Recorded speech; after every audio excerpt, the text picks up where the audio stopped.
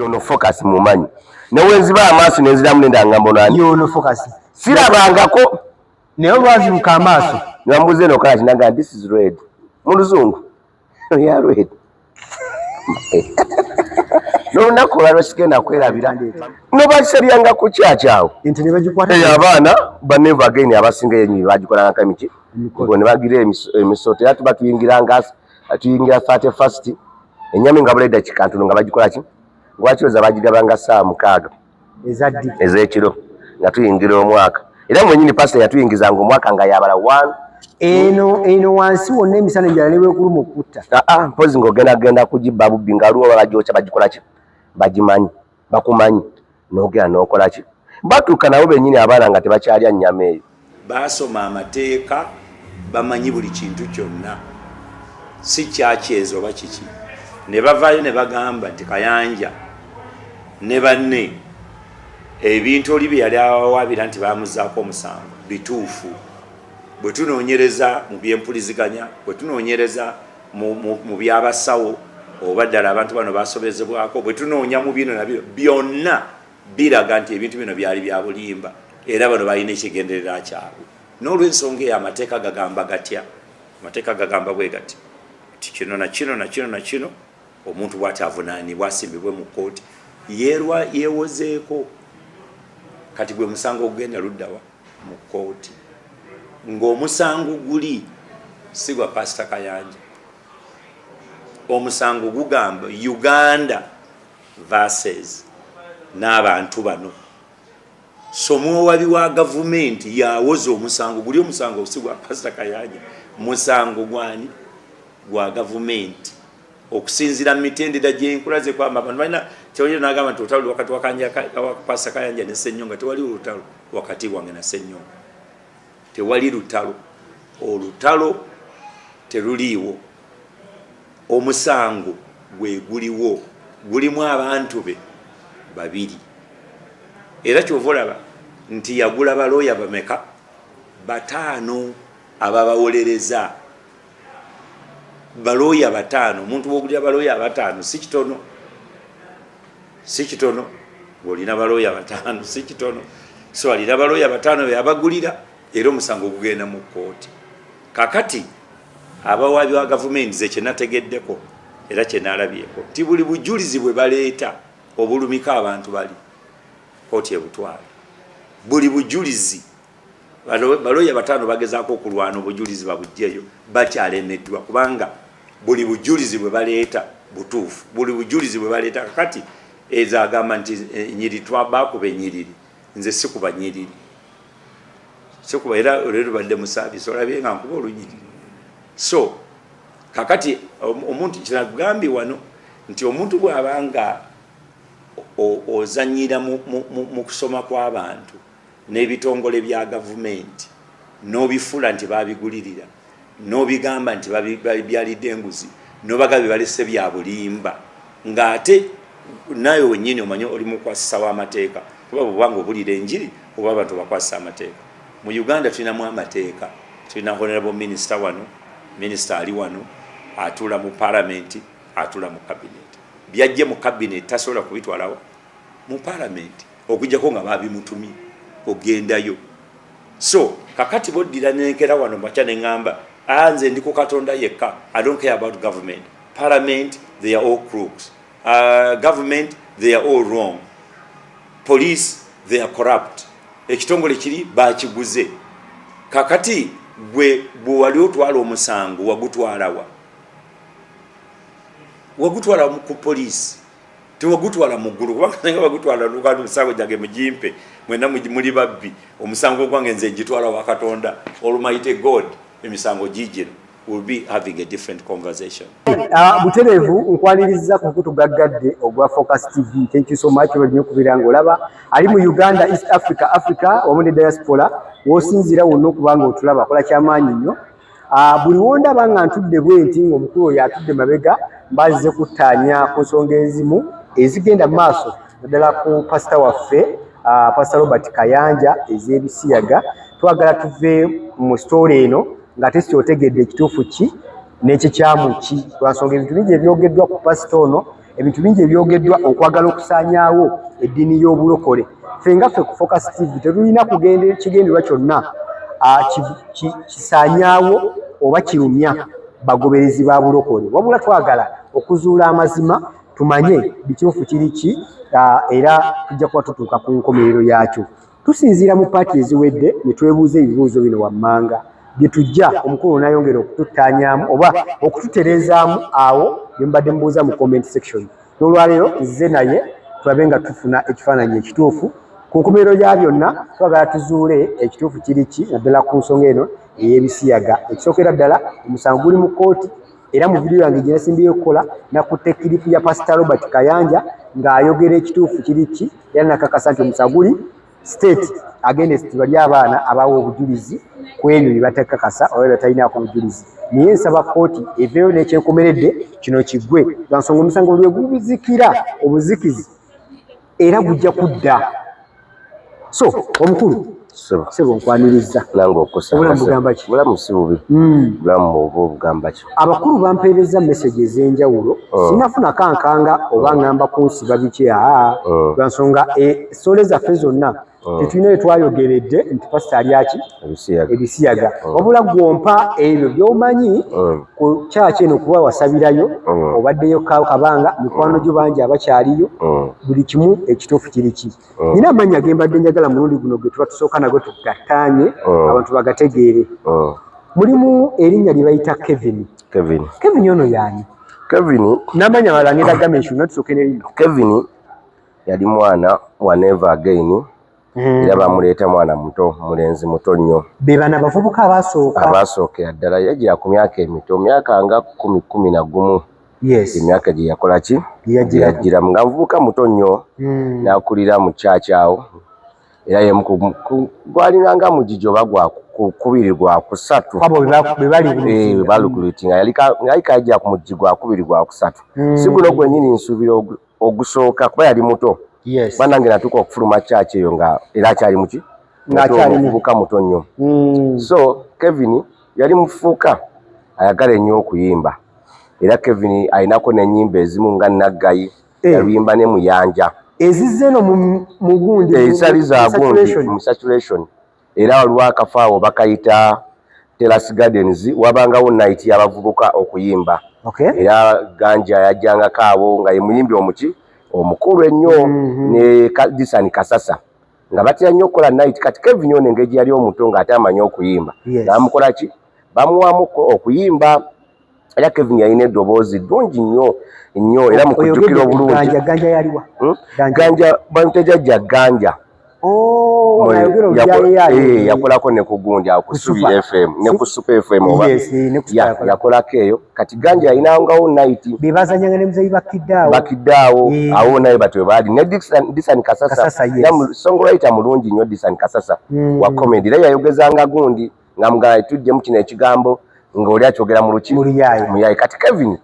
nga babeerawo nyine abaana ba Never Again abasinga bali bamanyi okuyimba. Kati Muyanja oyo Muyanja yagwa n'eddalu ne bamutwalako ne butabika namusanga ng'embeera gyali mutakola ki kategera butegeeza mu Never Again. Ye yali mukulu mu baana yali asinga obukulu ng'era gyali n'essaawa zino kyemaanyi ne Kasozi baagwa eddalu ne Sozi bonna kati baagwa eddalu. Muyanja yagwa eddalu, Sozi yagwa eddalu n'atandika n'okugira kasasiro atambuza ki akwata ebisasiro ebicupa atera nnyo okubeera ne mukatale k'emmenga awo.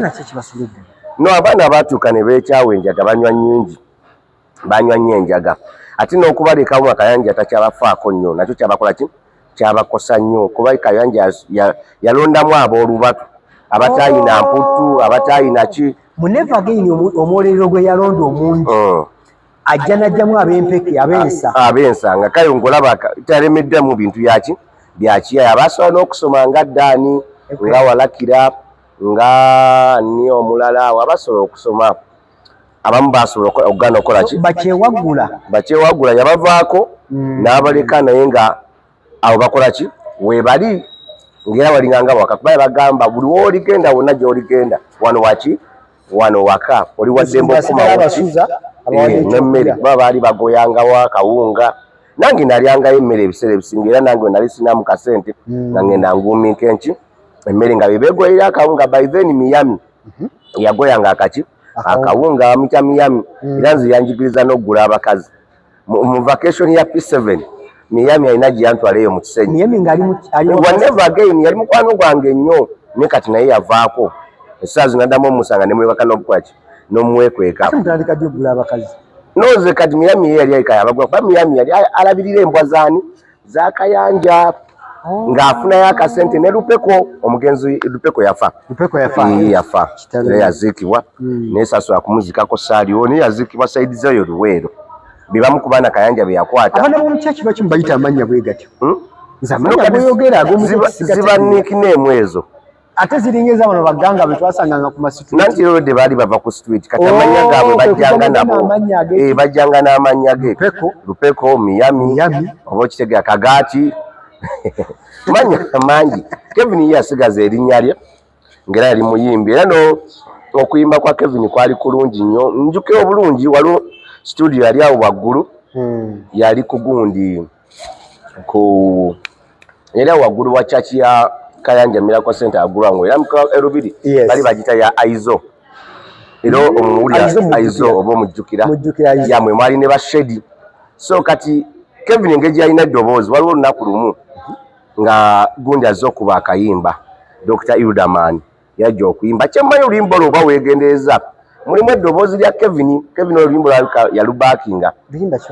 Amelia naye mulimu eddoboozi lye mulima lwaki backup naye kayateeka muki eddoboozi kati oluyimba lwa gundi lwamwagaza nnyo lwa Naggayi yayimba ne Muyanja so oluyimba olwali lulungi nnyo Kevin n'atandikirawo obulamu ngera bamwagala nnyo yali mugonvu ku church abeera naye kati yasobola kuyimbira church sisuubira nti Kevin yalina yali oluyimba lwa gospel tesijjukira bulungi sokoleke nanyuma never again specifically yajjanga bayingiza mu church no tebabajja bayingiza mu church bafula bulokole Nsumba yaleeta abaana kubayamba oba oyagala kalokoka oba tuyagala bireke yajja kuyamba baki kati nno nzaako saakategedde mbadde mmanyi ekyabaleesa kubabuulira kigambo kya Katonda balokoke mu buwaze oba bakakibwe babeere mu kyaki basaavinge basically bajja nga zze bayamba buki buyambi nengera mu kuyamba balina okukolako emirimu gya kyaki egimu emirala kuba omusajja abakulisa akwambaza buli kimu era omuyamba kwerako ku kyaki nekiza ebika akyaliyo kiza gwe twayitanga kiza kimanyi ku kyaki akyali beomu ku bantu abafunye ku kyaki abadde alongosanga kompawundi ya kyaki eyo kuva dda era kimmanyi afunyemu nnyo kati alina ne famire kimanyi azaala baki abaana kuliko omukwano gwange baali bangi n'amannya agamu ntandise obakolaki obeerabira baluda erinnya gundi abalugo baali bayita Kamooca ali ne Kamooca naye yavaako oba kati yaddabuze namusanga mu bintu byenaalemu eyo wano wogamba nti abaana bano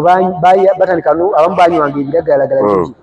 nga pasita atandise obajjako mu engalo amaze okugamba nti kati gwe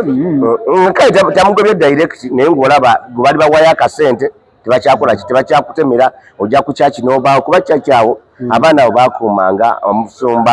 omusumba ng'amukuuma abamu n'abasembereza ddala nga Bookekyo nga Balutaaya kwaliko ne mukwano gwange nyalinga nga family friend baali bamuyita Kisitu Fred bangi abaana baali bongi Bookekyo abo bonna n'abakwata ne batandika omukola ki omukuba Wycliffe yakuumira ddala yakumako ne Jessica Kayanja nga amubeera ku kiro nga muvubuka mulungi nnyo alabika buki bulungi nga naye womutunira yalinako ne bamuwako ne pisto naye mu malala ne bimuleetera obuzibu kati naye namusanga ensi naye mukuba ki lulwe naye nga luli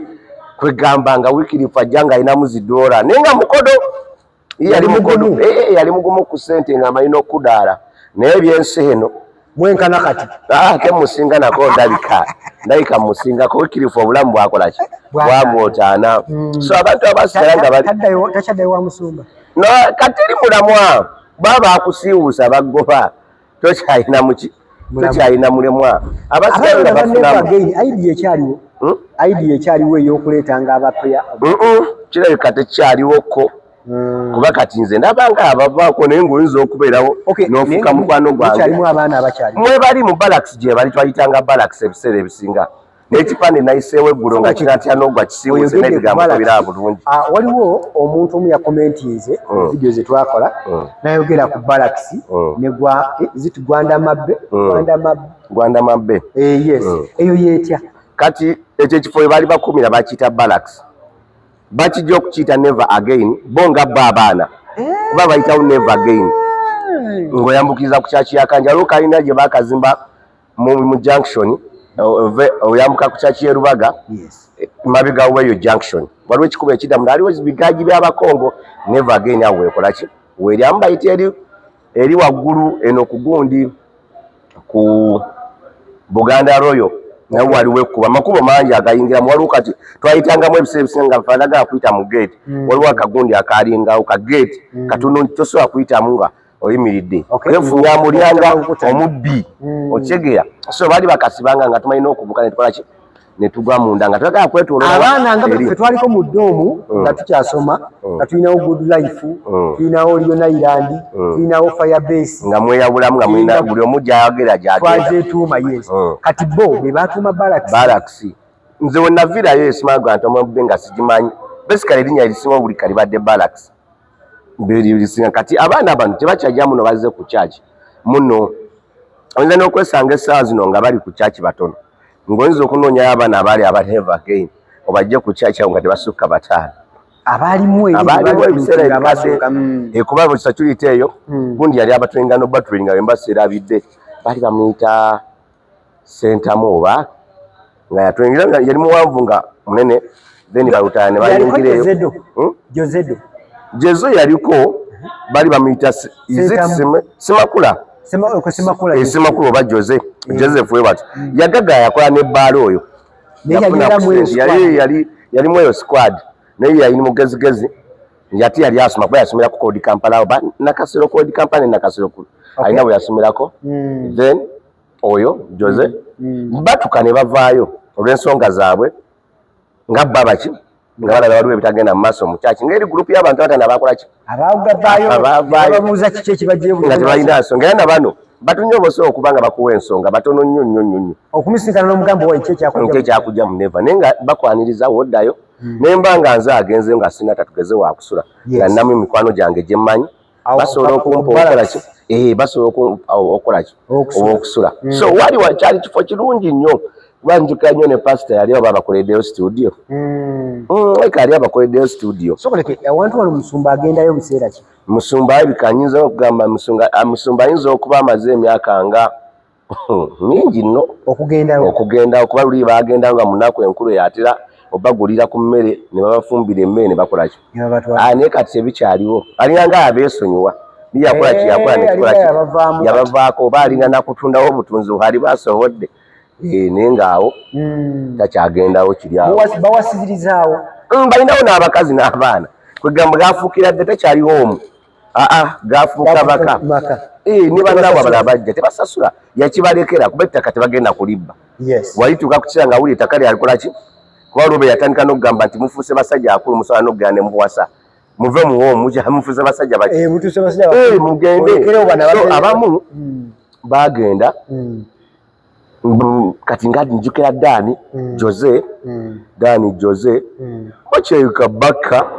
n'obukiika bafunira ddala baki abakazi kuba recent abo bankubirako essimu nga bako yali mukwano gwange nnyo nga abasinga bonna baali balowooza tuli balugana ne baka bangamba yakola embaga naye saaso yakola ki kugendayo kati ali ku security bawe nti ogendayo ne musango gati nga aliwo events ez'amaanyi omusanga nga ali ku security acheckinga so beba abantu bennakuba tuli myaka gyegimu ku bantu bennyini abo Kagati yani Kagati naye yakulira mu Never Again Kagati mwe yakulira bamita Samu Kagati yafunako n'omukisa nno kati ate naye yagwa eddalu pozi nga yaddamu n'awona naye omusajja ambi yafuna ssente omukisa gwakwata Samu Kagati yagendako n'ebweru naye yagwidde kati ate ga ssente yazifuna kuba yakwata ku miliyoni 10 kiki ekisuula eddalu n'obwavu kati jjukira agenzeeko ebweru kuba Samu Kagati yali akoze ne orphanage eyamba abaki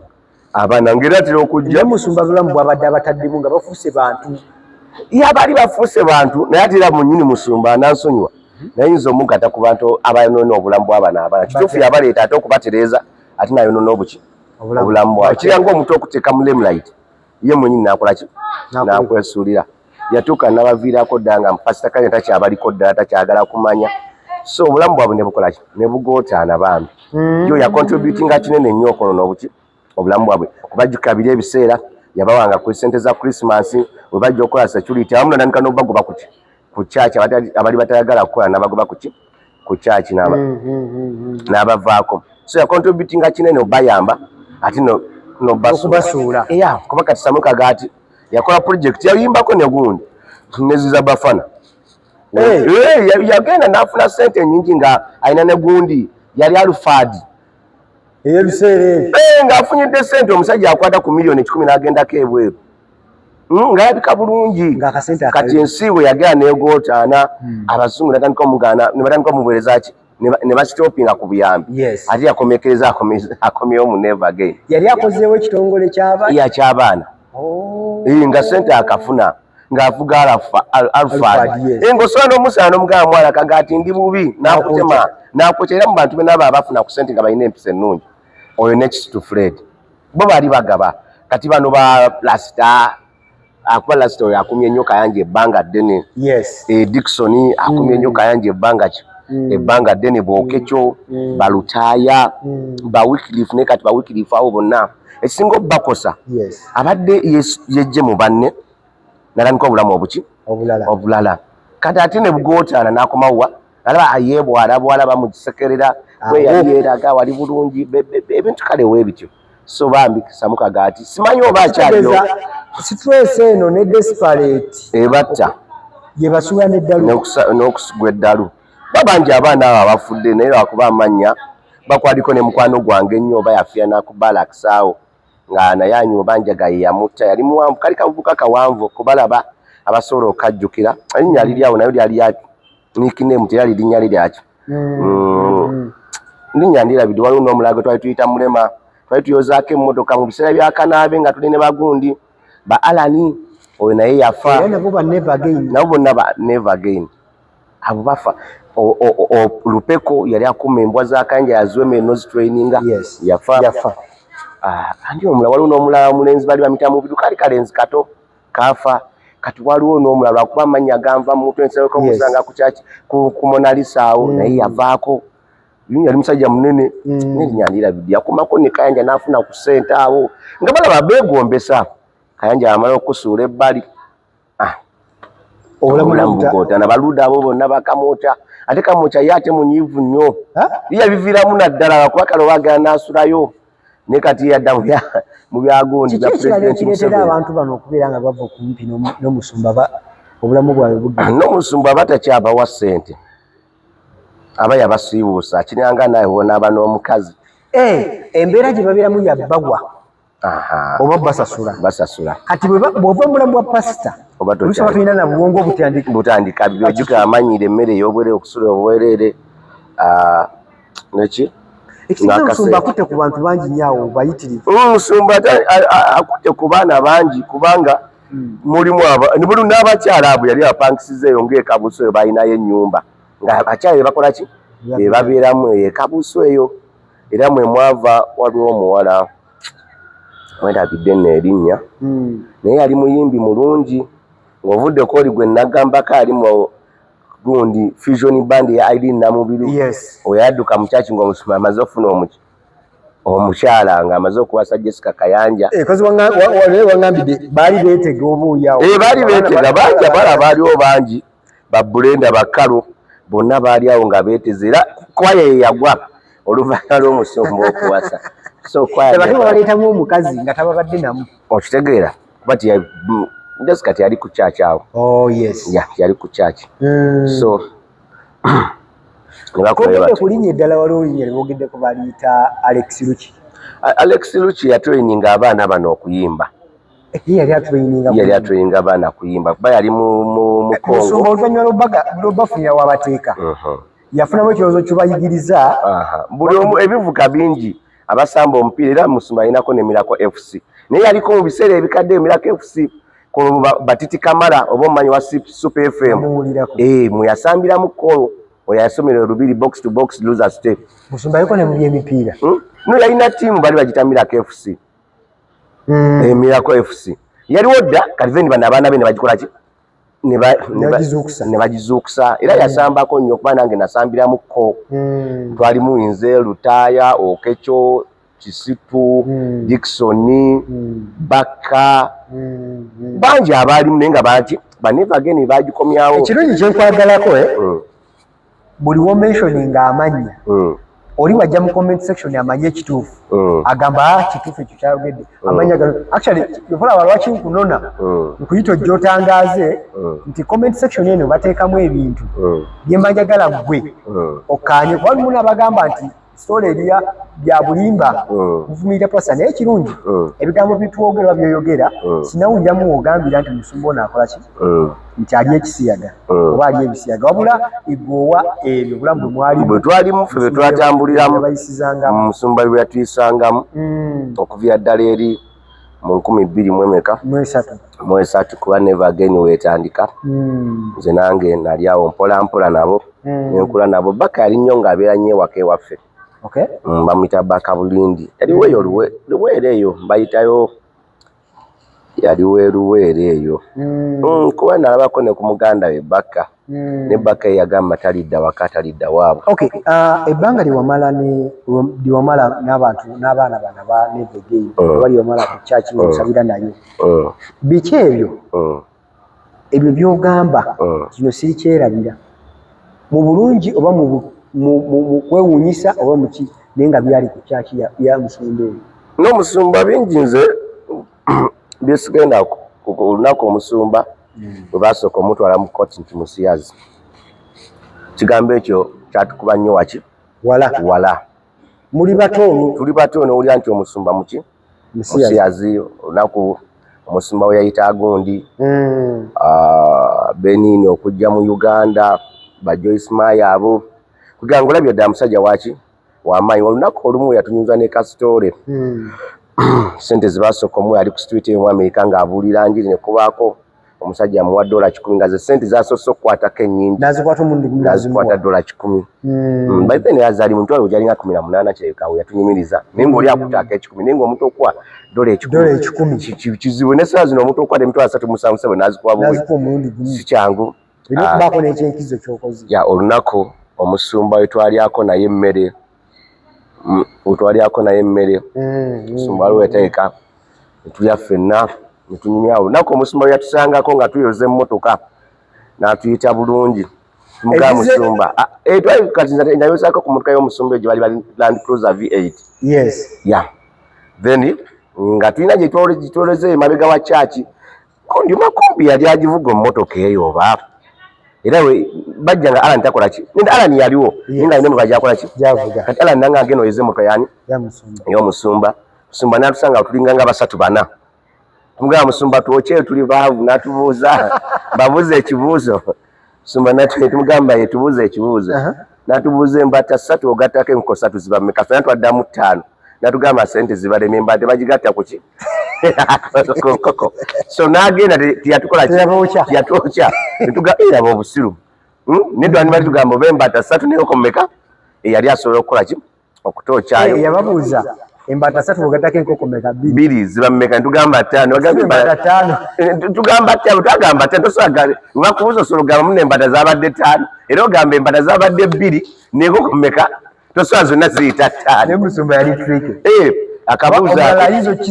omulaizo kikubowa nalo gambe embata 5 so ebiseera ebisinga ebimu ku byanyumira byebyo Channel 44 okujja n'emikwano gyaffe ofuna emirimu abatayina mirimu waliwo akala bali bakayita dokasi kali kakazi kalungi nga katono era nabo bamu kubaddukira mu kyaki nga ate nga waliwo Omusumba omulala awo kyalina Musumba ali Enoka yali akolera mu bya sente era nga oba oyagala sente bagageula bani Enoka so simanyi oba yali pasita kwasa mlango gwakuteeka ki kazinda ninga ebya sente ya finance yali abikwasaganya n'olunaku olukyasinga okunyumira 31st nga tulya ku nnyama ng'omusumba akola ki. So okay, 31st eno wangamba ibeerako biki? 31st eyo buli 31st Kayanja yagabanga omuchomo. Buli mwezi oba buli muno buli 31st yagundi ng'omwaka gukola ki guggwako ya December bakubanga fireworks ne bakola ki ku church era kimanyi kyakolebwa ndudde okugenda yonna bikakyakola ki nga bagaba n'enki n'ennyama naye nga yetagiryako nga n'abamu abali munda tebagikola ki tebagiryako sokoleke mubabawa mwabazze sinze mwabazze okusaba babawa n'osanyukira omuchomo ninga kumbe ebimu bintu bingi kale biba bikolebwa mu yenyama era omuntu ategeera obulungi enyama tebatya kugirya ndala babalimu okweraguza nti azze bayokyeza mukolo gwa nyama mwabanga abakuddiza nti bakugabula nenga kirabika mubamu ebintu ebirala enyama entogirya anze saagirya nganze omuntu kyekyakuletera obutagira nze nalina ensonga zange nganze omuntu bakisirya nyama eyo naye nga bagisala mu gira bwe baletandete nobakisalyanga ku kyakyawo ente ne bagikwata abaana baneva again abasinga yenyi bagikolanga kamiki ngo ne bagira emisoto era tuba tuyingira 31st enyama nga buleda kikantuno nga bagikola ki ngwakiroza bagigabanga saa 6 ez'ekiro nga tuyingira omwaka era mwenyini pastor yatuyingizanga omwaka nga yabala 1 eno wansi wonna emisana enjala nebwekuluma okutta mpozi ng'ogenda kugibba bubbi nga aliwo babajokya bagikola ki bagimanyi bakumanyi n'ogera n'okola ki batuuka nabo bennyini abaana nga tebakyalya nnyama eyo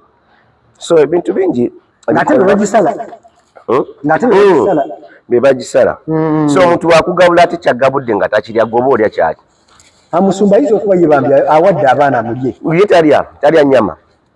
oba ye nga mukyala we yagiteekateeka eyo waki naye talya kweno gyatuwa oba gyawa enteekateeka gyonna nti yalekeranga abaana kati mwalaka mugizanyiramu sooka olye n'omusumba yennyini mu kyaki mu bukatuliki asooka ne bamuwa akagati yennyini yasooka okulya nanyone kuki ne balyoka bagabula abalala oba kitegera muganda wange so kati mwera okuba nti musumba teyalyangako gamba noze mbibaddemukko ebbanga ddene ebintu we bityo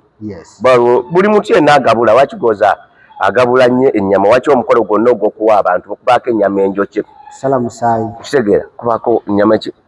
enjokye okitegeera bulungi so bingi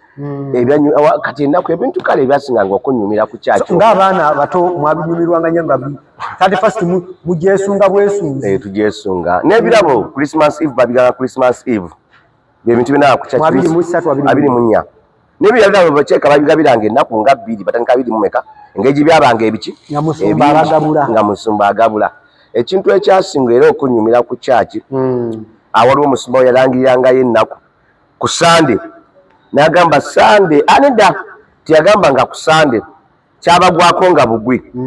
nenga abali munda tukitegeera nga weetega kwetegera mu kyaki ng'otula kumpi n'omugagga katugeze ndi wano naawe netegera muno focus alina ssente nentula kumpi nani nange ne focus kati omusumba yagamba Katonda agenda kuwa omukisa Katonda agenda kuwa ki omukisa neibawo mukole ki muwe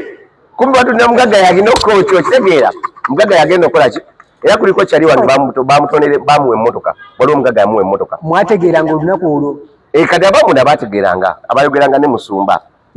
nga beetega nagamba olunaku luno lwakutona kati nga bamu beetega kati waliwo kyali wange bamuwa omwana akutudde wano kumpi kati nawe gwe mugagga era ogenda kuwa ye so kuliko oli yamuwa ebisumuzo by'emmotoka namugamba emmotoka ngikuwadde yali Prado njali simujuke alinya ne Prado yaliwo ku kyaki awo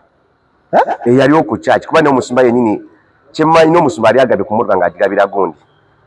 Peter Sematimba ebintu byesigenda kwerabira byebyo yajwako Peter Sematimba awantu awasinga okunsesa awalala era ekyo ekyamagiro paakati nkyakinyumirako nkyakyogerako waliwo ekyamagiro ekyakolebwa ku kyaki awo omukazi kansuke ngende wano omukazi yajja n'omwana we yamuzaala muzibe mwana yali myaka nga 2 abasobola okujjukira yalinga myaka 20 nga talaba musumba n'ayogera naye n'atandika n'amusabira n'awona naye kyasinga omuntu azaaliddwa nga talaba ategeera atya muno yokkala ya red nti ono focus mumanyi newenziba amaaso nenziramu nenda ngamba nani yono focus sirabangako naye olwazibuka amaaso nebamubuuza eno kala kinaga this is red mu luzungu ya red n'olunaku olwaliro sigenda kwerabira bamuyita Kabunga obi wange oyo Kabunga twasomanye ku Lubaga Boys ng'amanyi omupiira yali defender nnamusanga kati ali mu kyaki ayimba musajja yali akuba omuki era Kabunga yonna gy'oli nkutumiddeko nekireka n'ekyaki yagiddukamu ebintu bingi ebyaddusanga abantu naye nga tekulya kuwulira nsonga kyadduka muki ne bw'omusanga eno ebbali takunyega Kabunga oyo lunaku lumu waliwo sijjukira linnya waliwo oba yali muzungu ayajja oba musumba ki ayajja ng'ava bweru eyo ne bamuwa ssente nnyingi omusumba kati Kabunga yali amanyi oyimba n'okuzina n'atuyanira ku stage oba okitegeera butegeeza oli weyamala okusabisa enjiri nga bamuwadde ssente ki n'agamba Kabunga n'amusabisa n'amugamba nzikuwadde nzikoze ki nzikuwadde Kabunga yasooka n'akwata obuguwa bw'engalo n'abusiba bw'ati n'anyweza n'abusiba ku mpale bw'ati okitegeera bw'ati kati nga banaasiba wano n'osiba obwoti nawano n'onyuza n'akuba bulungi ekikalu era ndika okwepakira ssente nga zigwa eno wansi yavaawo ng'agezze munene muzibu omusumba n'agala muwe emmotoka ne security agenda baakinga ssente ze Kabunga kyeka nawe tiyaddamu mu kyaki kyekulamu naye wewakyali bulamu naye kyeka bwakola oli yali amwokyabwokya ssente zibazikuŋŋanyiza yali ali mu kuzina ng'azinye kale ng'omuntu wanaakusanyusa n'amugamba ssente kujjukira bajja nga bamufuwa ssente omuki omusumba nga wonna ajja enjiri ekusanyusiza kati ngaolaba omuyimbi waba ayimba naye nga ssente muziteekawo ogambye bamitani Kabunga yali mu church boy yali church boy yes wa never kuba twasomako naye ku Uganda Matters Primary obi wange ng'amanyi nnyo omupiira namba 5 Kabunga kyalina ku sente atokyeyo Kabunga simanyi gye yadda naye church yagiddukamu bibye simanyi Kabunga gye yakola ki naye Kabunga yonna gy'oli tunoonyeeko tuwoke ku ssente atuwe ku ssente sente bamuwa nyingi n'ekirala omusumba waliwo era omukyala yali mukazi mukadde ng'abeerawo ku kyaki olunaku lumu n'afuna omukisa omusumba n'amubuuza kiki n'amugamba abaana tebalina kyakulya yalina bizinensi ya bumonde nzitu byali binyeebwa no tanjukira bulungi omukyala yaka yali alonda binyeebwa mu owino naye ng'ensawo babawo 10 meka ensawo so kati nakigambako musumba nga kale abaddeawo ku kyaki ennaku emulwa mukazi mukulu omukazi okyeka bamusondera miliyoni nga 3 mu kyaki awo era nezimuweebwa bamugamba afune neki yavaawo ne miliyoni 3 nezimuweebwa n'akola sitowa y'ebinyeebwa nga yo oba n'afunako n'ennyumba oba poloti awo saddamu kutegeera then ekirala kyenyinza okujjukira ku kyaki ekyaliwo wabangawo ekidiba ky'ebyennyanja waliwo ekidiba nga kyebiki kyebyennyanja nga tujja n'emigaati ne tusula muki kidiba ekyo twalya nnyo ebyennyanja nga kivaawo bwe bazimba Girl Power kirabika awo weeri ekizimbe ekyo ekya Girl Power nga main hall ya church nga mugenda kukola emikolo oyagala kukola mbaga tulina wakola mbaga reception ekitegera then ekirala waliwo omuvubuka yabba ssente ku church ayo wa Pastor Robert Kayanja n'apangisa ennyumba n'akyusa obulamu bali baagala mumukwata Kayanja n'agamba mukole ki mumuleke yagwa eddalu lwaki tukomaawo olunaku olwaleero n'otwongera emboozi ogambye ogenda twongera emboozi ya Girl Power eyo simanyi bulungi kuba saabaliimu nnyo abo baali bawala otweko kwawo then n'ebirala ojja tuwa ebirala byozze oba byakwewunyisa ku kyaki bingi tulabe ng'omuntu amanya oba omuntu tumutangaza ategeere tetuyinza kusukka wano obadde mulabi mulungi okuva gye twatandikidde mpaka wano okujjukiza baganda baffe aba Focus Event Services bagamba nti beeri bakwatira omukolo gwo obeere nga naawe ofuuka oba ofuna ebijjukizo by'onoolabako n'obujulize n'abazzukulu n'abaana abasigadde ne bakwezi ku screen banoonyeeko bakuwe service ennungi ne bannaffe aba Focus Graphics and Branding bagamba nti beeyune bakubrandingire nga t-shirt nga zino bazibrandingako amannya oyinza oba oyagala business name oyinza okuba oyagala stickers ku mulimu gwo oba banners signpost byonna aba graphics aba focus graphics and branding babikuwa obulungi ddala namba kwezi ku screen banoonyeeko bajja kuba bakuwa services otherwise nze ade Wilberforce mu Miyanja tukumana lunaku lwali tujja kudingana musolo ezijja mu maaso nnyingi nnyo tubere nga twongera okumanya biki ebikwatagana ku musumba wamu ne story endala ezigenda maaso mu ggwanga lyettu Uganda. For now, bye bye. Kusubscribinga ku Focus TV bingi